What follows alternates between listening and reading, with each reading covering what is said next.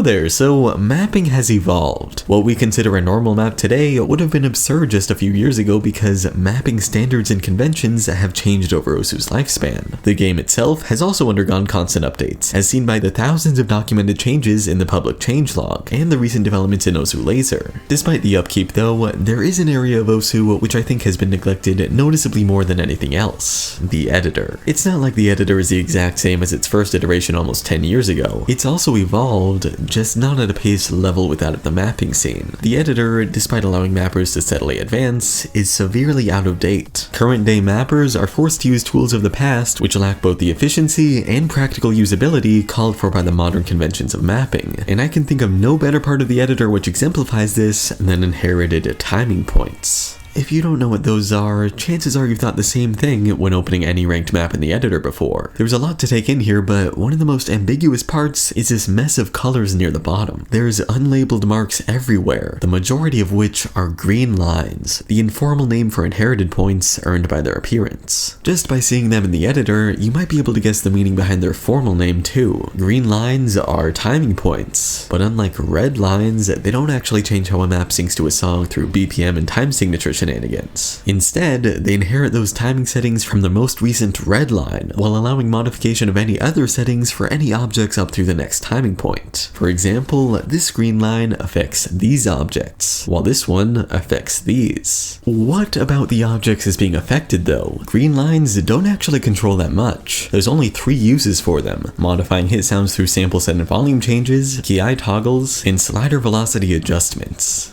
Yet in any given map, you could probably find hundreds of green lines, and that number has only increased as mapping has evolved. I think the frequency and diversity of inherited timing point usage today was never expected with their initial design, and that clearly shows through the outdated way they're handled in the editor. To explain why, we need to understand why an inherited timing point is a timing point in the first place. Showing up in the timeline isn't good enough of a reason. Bookmarks and preview points do as well. It's actually because timing points create timing sections, a trait held only by red and green lines, not blue and yellow ones. You already know what a timing section in this case is. One green line affects any objects within a defined period of time. The line is the timing point, while the defined period of time is the timing section. That being said, the intended purpose of a green line is to modify settings of a large amount of objects. Take basic hit sounding for example. This song is loud during one phrase,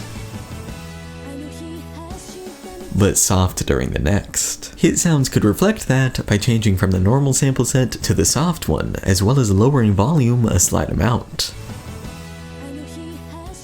With my timeline cursor at the split of these phrases, this can be done in 2 ways. The first is through a manually assigned keyboard shortcut, which adds a green line and opens the timing panel in the audio tab for immediate hit sound adjustment. On the left, I can select the soft sample set and lower volume by typing in the input field below. The second method begins by pressing the timing panel shortcut F6, adding a green line with the plus button down here, going to the audio tab, and finally performing the same modification. While changing hit sounds through one is faster than the other, neither method is particularly fast to begin with. And for this basic hit sounding, that's actually okay. Inefficiency like this isn't much of an obstacle when green lines are used for their original purpose, as timing sections. If I continued this same hit sounding concept of changing sample set and volume settings to reflect each musical phrase's intensity, I would only need to go through the slow green line creation process a few more times. As mapping has evolved, however, green line usage has as well, and not in ways that complement their intended design. This is one of Metal Mario 201's maps from 2010, whose timeline looks like a forest. Just in this 5-second segment, I can count more green lines than there were for the entirety of that last map. What reason could a mapper have to put themselves through so much slow, tedious pain?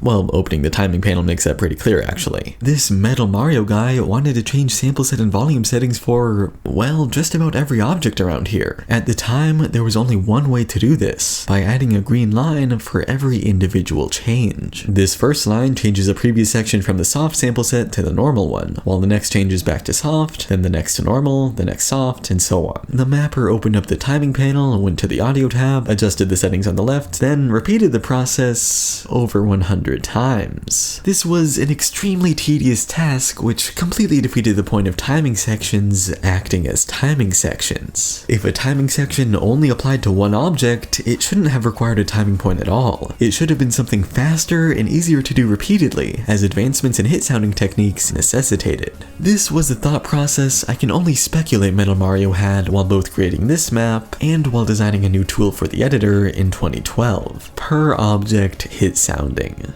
A dream come true, essentially. These drop-downs on the left perform the same actions as green lines, only for selected objects rather than a duration of time dictated by timing points. They're the fast alternative for creating a green line where timing sections aren't the most effective way to modify objects. And I only wish every aspect of inherited timing points received the same treatment. For whatever reason, changing between normal, soft, and drum sample sets was the only option in these dropdowns. Volume and custom sample set numbers were left exclusively for green lines, which has led to more ineffective usage of timing sections. Like, this map lowers volume for the tails of extended sliders, then increases volume immediately after. And this map changes sample set numbers to apply complex hit sounding additions. Both of these are hit sounding concepts which have gained more and more popularity since per object hit sounding was added, and would definitely have benefited from a similar tool. Hit sounding isn't the only aspect of green line modification that's evolved though. What I think most people consider the main purpose of green lines today would have to be slider velocity manipulation. First, the main concept behind SV changes from the past is still used today. Mappers raise and lower SV according to the intensity of each phrase of a song, just like hit sounding earlier. Breaking that guideline isn't much of a problem though. What starts to make SV manipulation annoying is how, once again, the editor only effectively supports SV changes through timing sections. For the most part, this has only been a growing concern in the last couple of years. With the popularization of artists like Camellia, whose music features a variety of obscure sounds, along with the steady progression of rhythm density and mapping, we've been seeing quite a few maps like this one here. Instead of representing only long phrases of music, slider velocity changes in this map express differences in pitch and intensity for individual sounds. All the various whoosh and wub sound samples give off their own distinct feelings when heard, which is why mappers choose to paint themselves by adding green lines at the start of nearly every slider. They want to represent those sounds as best they can, even if the way to do so is with inefficient SV changes. I haven't really mapped this genre of music before, but I did create one map a few months ago which uses a similar amount of SV manipulation, and I have to say,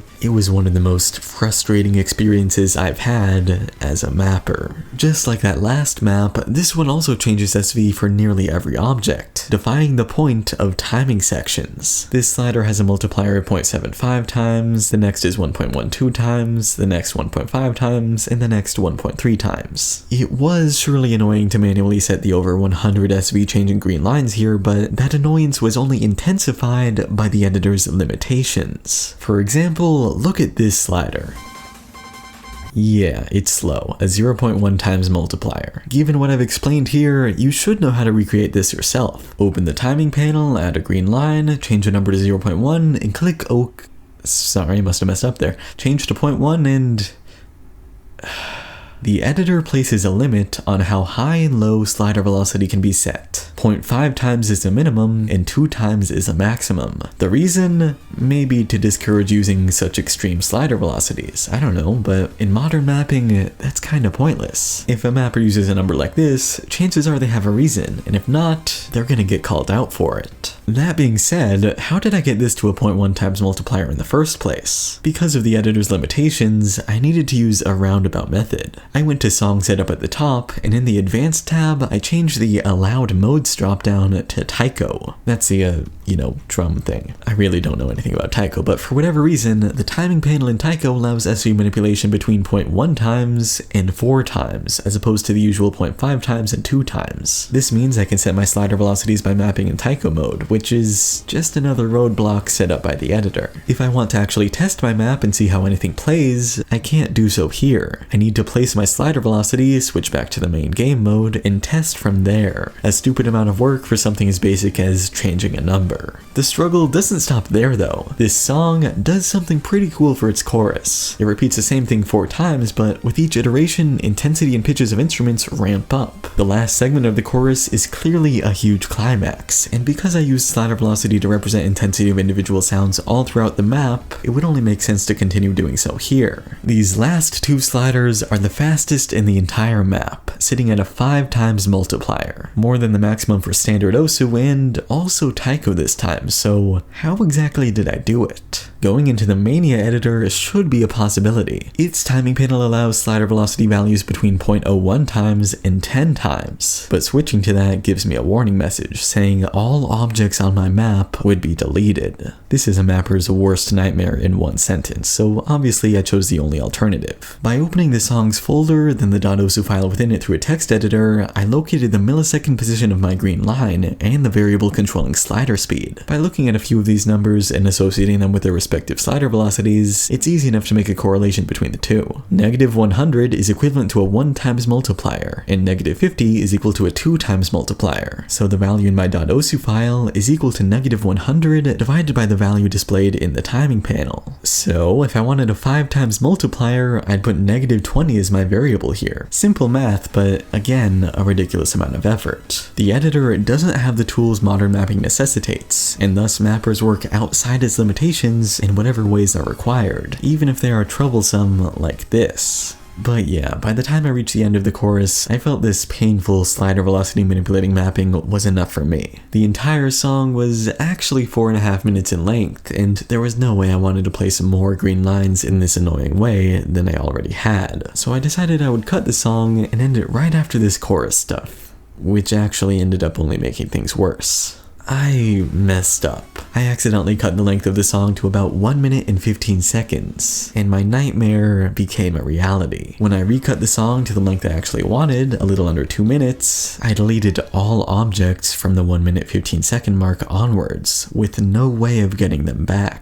I felt like I should have deleted the rest of the map at that point because I had no motivation to continue. After calming down a few minutes later though, I tried to see if I could salvage the map in any way, and actually, it wasn't that bad. In fact, it was effortless. Partially because I had just mapped this 30-second segment over the past couple hours and it was fresh in my memory, I managed to recreate nearly the exact same object placements as I had before in no more than 15 minutes. Seriously, it was the easiest thing ever, and I think what contributed to that ease as well was not having to deal with slider velocity changes. Shortening an MP3 will remove all objects past the end of the file, but green lines will stay regardless. Maybe it's just a fault of the editor, but one I can at least appreciate. It meant I didn't need to go through the trauma of placing all those inefficient timing points again, which break the flow of placing objects, and instead I could focus on the actual act of mapping. This is essentially what I wish I could do in the editor from the beginning. Modify slider velocities effortlessly, not spending all my time opening the timing panel or switching to Taiko or messing with the .osu file. More generally speaking, I wish I could do the same for every aspect of green line modification. Hit sounds, slider velocity, and even ki. In modern mapping, all of these are used in ways that defy the use of timing sections, and in some cases are even impractical to manage through the current editor. Based on all this, I think it's definitely clear that the editor has not been able to keep up with the way mappers use inherited timing points. To be honest though, I don't think it ever will either. A slider velocity changing dropdown would be great, but I don't expect to see it in this editor at all, with priorities focused on laser. New additions and bug fixes for what will be replaced are kind of silly, so instead, I can only hope for something of the sort to be developed for the next iteration of the editor, which might manage to keep up with the evolution of mapping. Anyway, thanks to these guys for supporting this video, and I'll see you next week.